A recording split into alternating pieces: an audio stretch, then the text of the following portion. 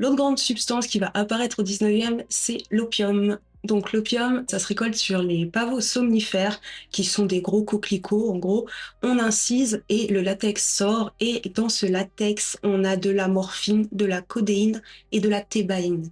On en retrouve déjà des traces chez les Sumériens, les Égyptiens, les Grecs et aussi les Romains. Et pendant très longtemps, il est utilisé comme médicament antalgique. Il a plusieurs propriétés, il est sédatif, il calme la toux. Au 18 et 19e siècle, son usage est très répandu. Mais l'opium n'est pas seulement utilisé pour ses propriétés médicales, certaines personnes le consomment pour son côté psychotrope.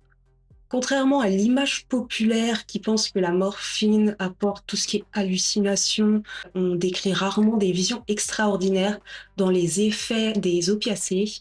On retrouve généralement une sensation de chaleur, du bien-être, une profonde détente, un ralentissement des pensées et aussi de la respiration généralement, puisque les opiacés sont des dépresseurs respiratoires.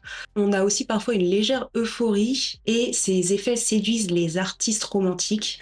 À cette époque, beaucoup cherchent à explorer les rêves, l'imaginaire et les émotions profondes. On a des auteurs comme Charles Baudelaire qui popularisent même l'idée des paradis artificiels et l'opium devient alors beaucoup plus qu'une substance. Il devient aussi un symbole du voyage intérieur, du rêve et de l'évasion.